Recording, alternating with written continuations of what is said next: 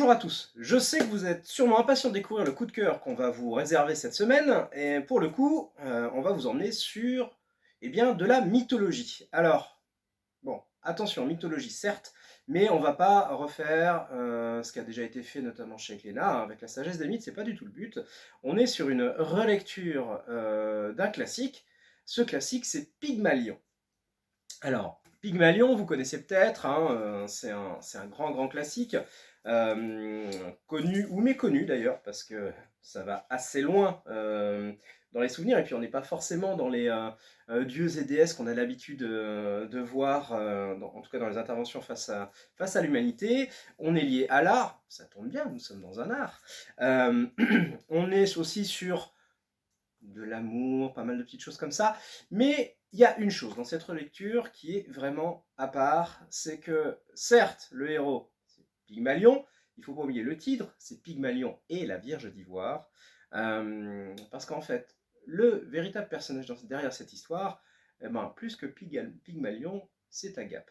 Donc, je vous plante un peu le décor, mais avant on va parler un peu des auteurs parce que c'est pas la première fois. Le Tendre, Péné, alors bon, le Tendre vous le connaissez sur la quête de l'oiseau du temps. C'est pas la première fois que vous allez le voir sur de la mythologie, hein, parce qu'il avait fait dans le temps Tirésias. Ça, c'était juste génial. J'ai adoré. Ils ont d'ailleurs ressorti l'intégrale. Et là, donc, il se remet au scénario sur ce type-là, sur ce type de bande dessinée-là. Je me suis régalé. Alors, vous allez me trouver un petit peu romantique dans l'esprit. Pourtant, nous sommes dans un drame tel que seuls les Grecs savaient le réaliser.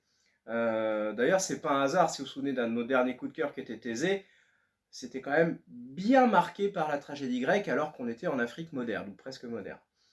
Donc, Pygmalion, qu'est-ce que c'est? Bon, imaginez Pygmalion. Pygmalion, c'est un jeune homme qui est sculpteur. Mais alors, un maître, enfin, élève, certes, mais c'est un maître. Clairement, il va devenir un maître. Il est doué, il a un talent hors norme. Par contre, il a un gros défaut. Et quand je parle de défaut, waouh, il est misogyne. Il est misogyne, on pourrait presque dire, même pour aller plus loin, misanthrope. Euh, En gros, seule la sculpture l'intéresse, le reste, face à son éducation, ça se comprend, mais ça vous le découvrirez. Toujours est-il que le reste, ça le dépasse complètement. Et malheureusement, dans l'histoire, celle qui fait les frais de tout ça, bah, c'est Agape. Agape, c'est une jeune femme qui est amoureuse de notre Pygmalion. Alors, pas amoureuse de l'artiste, hein, elle est vraiment amoureuse de l'homme. Certes, elle reconnaît son art, ça l'enchante aussi. Mais non, non, c'est l'homme. Sauf que Pygmalion, lui, la seule chose qu'il voit, c'est ses sculptures. Le reste, hop, il s'en fiche. Mais vraiment, hein, la limite de l'odieux d'ailleurs. Sauf que voilà, Pygmalion, il va avoir une vision, celle d'Aphrodite. Et il n'a qu'une idée en tête, réussir à sculpter cette Aphrodite. Aphrodite, bien sûr, c'est une déesse, donc il rêve, il se réveille, oh punaise, j'ai plus ça en tête. Et il cherche. Alors déjà, il trouve pas le bon matériau. Agape essaye d'utiliser ça pour se rapprocher de lui, de servir de modèle. Bon, malheureusement pour elle, elle n'est pas forcément un symbole de beauté pour tout le monde. Elle est belle, certes, mais pas la perfection que recherche Pygmalion. Ça va poser encore un problème. Et il va essayer de sculpter tout ça. Et heureusement pour lui, il y a un morceau d'ivoire qui va lui permettre de se pencher sur cette œuvre. Euh, Au milieu de tout ça, on aura bien sûr l'intervention des dieux, on aura bien sûr un destin qui va se modifier, des destins qui vont se modifier, et puis le tiraillement qu'il y a entre Pygmalion, le fait qu'il ne soit que simple apprenti, alors que clairement il a le talent d'un maître, est-ce qu'il est utilisé, est-ce qu'il y a tout ça derrière, c'est toutes les interrogations qu'on va suivre.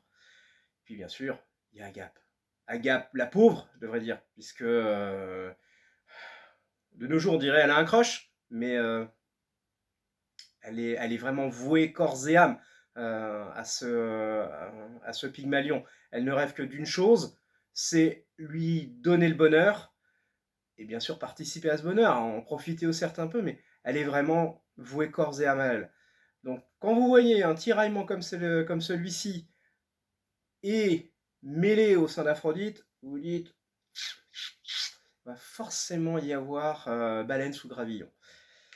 Le tout est de savoir, est-ce que l'intervention des dieux va être au détriment de nos protagonistes, ou est-ce qu'au contraire, ça va permettre à l'une d'obtenir ce qu'elle a toujours voulu avoir, et peut-être, enfin, de révéler à Pygmalion quel est le véritable sens de la beauté et du bonheur.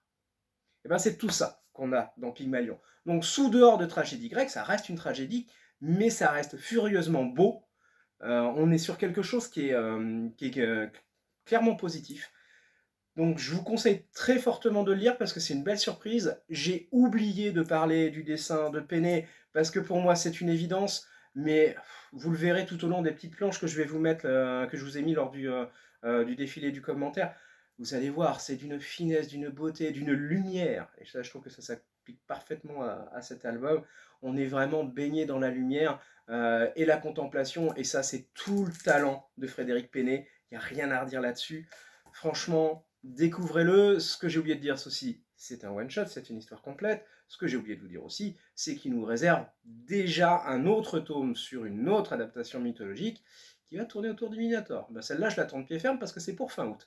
Donc on se revoit fin août, hein, peut-être qu'il y aura un autre coup de cœur, on verra. En tout cas, je vous souhaite un bel été, une bonne lecture, venez le découvrir comme d'habitude. Et puis, ben, comme toujours, hein, s'il y a des questions, je suis là, on est là, donc venez. À bientôt. Au revoir.